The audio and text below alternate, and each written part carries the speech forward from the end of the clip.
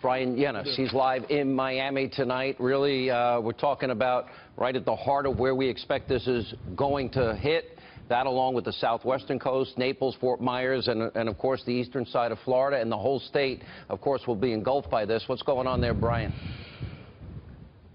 Hi, Sean. Well, look, right behind me is the port of Miami, completely closed off. This is the largest passenger port in the entire world, really, and there it is, just completely shut down. If you come to look at me over here on this side, we'll start seeing some of the boats here. The big concern, storm surge. This is Bayside. This is an area that normally on a Friday night would be packed with people. Those boats there bringing people towards some of the largest homes and most expensive properties. They are tied and double tied, but we are expecting anywhere from 3 to 6 foot, if not more, depending on the full track of this storm, of water to maybe just really breach this wall. And if you can look at the shops there, the Bayside shopping, there's the police tape. Nothing's boarded up. Nothing's boarded up. And if you look over here behind me, maybe we can get a shot of the condo buildings. This is a mandatory evacuation zone. 660,000 people evacuated in Miami-Dade County, the largest in its history. There are still people in those condos.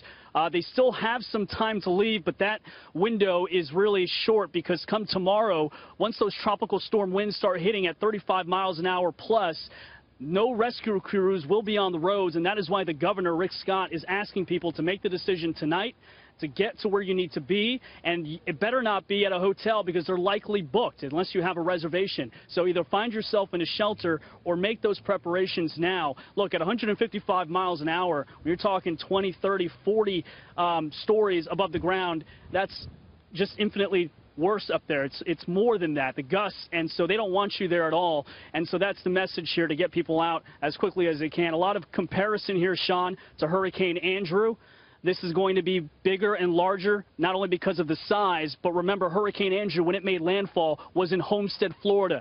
That was not downtown Miami in terms of the full throttle of that storm. That was only 30 miles, 30 miles wide was that eye where it was fully destructive. We're talking a lot larger space here. This is the first time this city down here is going to face this type of storm, and so they are urging people to leave. That water expected fully to come at least through here for sure. Hey, Bryan, I hope these people will heed that warning. We're looking at the lights on behind you. Are you certain people are still in there, or maybe some just left the lights on? I can't say for sure because I didn't go in that building, but I can tell you that the hotel we're staying at, which is down the block here, that hotel is still down on the other side of the island there. Just as threatened by water, it's still fully functional and open. We've spoke to people at the supermarket, at the Publix, that close at 8 p.m., no more food for people. People said they were staying. Some people that were in evacuation zones, others were leaving.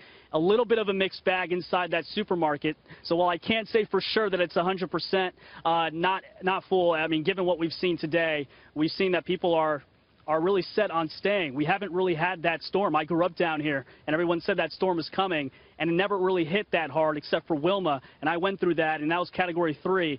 This is something we've never experienced before, and so there's a lot of people new to Florida here.